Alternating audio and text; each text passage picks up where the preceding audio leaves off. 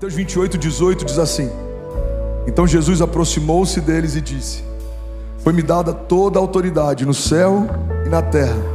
Portanto, vão e façam discípulos de todas as nações, batizando-os em nome do Pai, do Filho e do Espírito Santo, e ensinando-os a obedecer a tudo que eu lhes ordenei.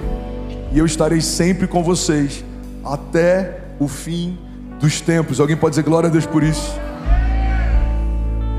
Esse texto de Mateus, essa declaração de Jesus, carrega os 3 pilares da igreja, os 3 pilares da nossa vida com Deus, da nossa jornada de fé e de uma vida plena também. É sobre esses 3 pilares que eu quero falar nessa manhã. E eu queria muito te convidar a celebrar quando Deus falar algo com você, quando algo te tocar. Eu queria que você pudesse corresponder a isso, amém? O primeiro pilar que Jesus deixa claro aqui é que Ele delegou a sua autoridade. Fala comigo: Jesus delegou sua autoridade. A autoridade que Jesus carrega e que no nome dele nós carregamos, ela está acima de todo principado e de toda potestade e de todo e qualquer levante do inferno e de toda e qualquer retaliação. O problema é que muitas vezes nós oramos, ao invés de confessar a autoridade que carregamos, nós oramos como se estivéssemos convencendo Deus a fazer o que Ele já declarou que faria. Pai, se der, cura essa doença. Eu não queria te incomodar, mas se puder, me ajuda com essa retaliação. Deus está falando: filho, eu já expressei o que eu penso a seu respeito. Tudo que você precisa saber sobre mim ficou claro na pessoa de Jesus. Quando os principados se apresentavam, Ele dava uma palavra e eles saíam de cena. Quando as doenças se aproximavam, Ele liberava uma palavra e aquilo que era morto voltava a viver. Então, quando eu olho para Jesus, Jesus é a expressão exata de quem Deus é. A vida de Deus não divide espaço com ninguém. Se a vida de Deus entra em algum lugar, a morte precisa sair. Se a vida de Deus entra em algum lugar, a crise precisa cessar. Alguém comigo aqui, diga amém. Mas o que é de fato poder e autoridade? Elas não são uma coisa só, elas têm características diferentes. Poder está ligado ao dunamis, a um poder explosivo, a algo que gera mudanças. O poder que você carrega, a Bíblia diz que é o mesmo poder que ressuscitou Jesus Cristo dos mortos.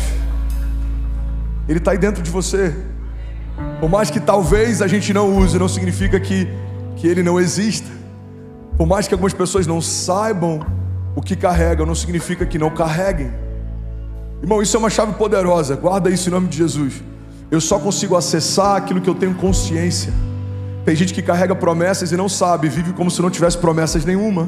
Tem gente que carrega poder e autoridade em Jesus e não sabe, vive como se não tivesse poder e autoridade nenhuma. A verdade é que tão importante quanto carregarmos é sabermos o que carregamos.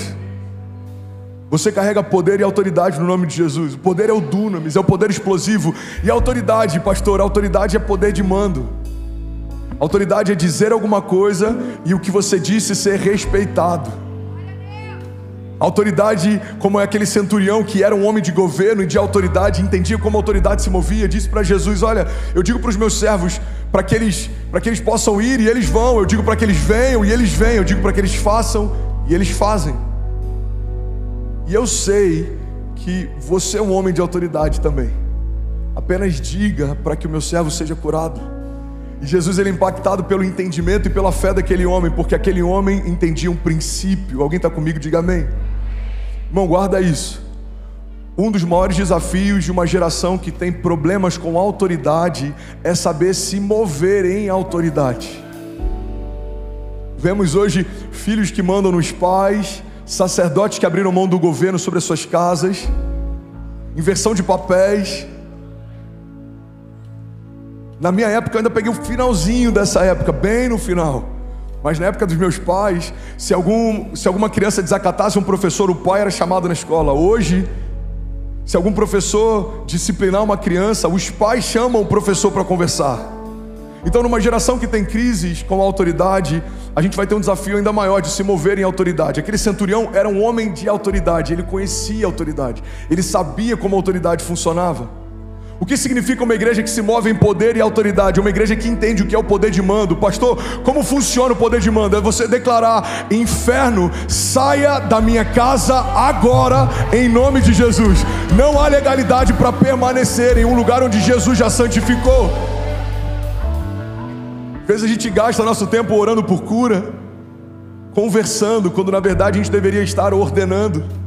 Toda doença cesse em nome de Jesus. Toda enfermidade cesse em nome de Jesus.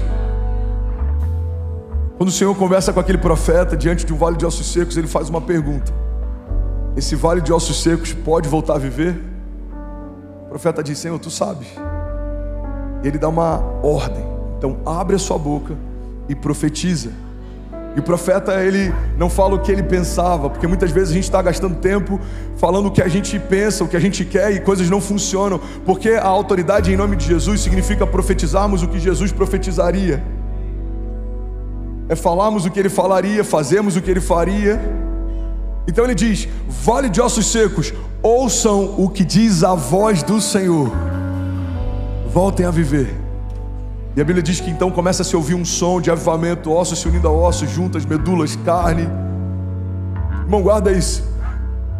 Não existe nada mais poderoso do que ouvirmos os céus, porque quando comunicamos para a terra o que ouvimos dos céus, algo sobrenatural vai acontecer.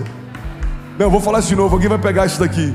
Somos intercessores. O que significa intercessor? Significa alguém que milita entre seções. É alguém que está entre os céus e a terra. Estamos na terra, mas não viemos da terra. Pastor, mas eu não fui feito do barro. A sua carne foi feita do barro, mas o seu espírito veio de Deus. Ele soprou sobre a criação. O seu espírito usou, e a própria vida de Deus foi soprada em nós. É louco isso, né? Nós carregamos uma matéria feita da terra, mas nós somos parte de um espírito que foi gerado nos céus. Nós unimos céus e terra. Você é um intercessor, você milita entre seções, você caminha entre seções, você governa entre seções. Alguém está comigo? Diga amém. É por isso, irmão, que quem tem autoridade é quem ouve os céus. O profeta fala: vale de ossos secos, ouçam o que diz a voz do Senhor. Quem tem autoridade na terra? Quem ouve os céus. Me ajuda a pregar, fala para quem está do seu lado: tem autoridade na terra quem ouve os céus. Somos homens de governo, fomos chamados para governar, mas quem governa? Quem ouve os céus. Sabe o que é interessante? José governava porque ouvia os céus. A Bíblia diz que Faraó tinha posição, mas era José quem tinha o governo. O povo olhava para Faraó. Quem é Faraó? É o homem que tem a posição. Mas quem é José? José é quem tem o governo. No estado de São Paulo, homens têm posições, mas a igreja tem o governo. Alguém comigo aqui? Na sua casa, se você é o sacerdote, você tem a posição, mas você também tem que ter o governo. Quem tem posição, quem governa, não precisa ficar se apresentando. Eu falei algo semana passada que eu achei tão poderoso, e eu estou escrevendo um livro sobre isso. Leões não carregam cartões de visitas. Leões não usam cartões de visitas. Um leão não precisa se apresentar. Quando ele chega no lugar, todo mundo sabe quem ele é. Vamos ser sinceros, a gente sabe quando alguém caminha em governo e autoridade. A gente sabe quando alguém ouve os céus. Alguém está comigo? Diga amém. E é para esse lugar que a igreja foi chamada. Quando não estamos em posição de governo, irmão, estamos fora da nossa zona de propósito. A Bíblia diz em Mateus 16:19: eu lhes darei a chave do reino dos céus, e o que você ligar na terra terá sido ligado nos céus, e o que você desligar na terra terá sido desligado nos céus. Isso é tão poderoso. Eu lembro de um livro que eu li alguns anos atrás que me abençoou muito. Todo filho precisa de uma mãe que ora.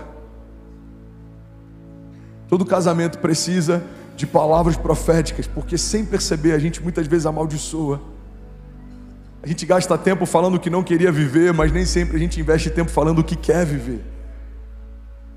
Os tempos são difíceis, os dias são maus, minha casa está de cabeça para cima, eu não aguento mais, eu estou cansado. Não, irmão, o que você já sabe, já está vendo, todo mundo já sabe, já está vendo. Você precisa declarar o que ninguém ainda viu. eu e a minha casa somos um pedaço do céu, viveremos as promessas de Deus. Os meus filhos são como flechas liberadas sobre as nações, serão melhores que eu, serão maiores que eu, irão mais longe do que eu. 2023 já é o melhor ano da minha vida. Alguns vão dizer, cara, você está louco, esse ano você tá vivendo um desafio, sua empresa está fechando, tem um monte de coisa acontecendo. Não, irmão, isso é o que os nossos olhos naturais veem, mas eu não me movo pelo que eu vejo, eu me movo pelo que eu creio. 2023, a despeito do que os meus olhos enxergam, já é o melhor ano da minha vida. Alguém está comigo? Diga amém.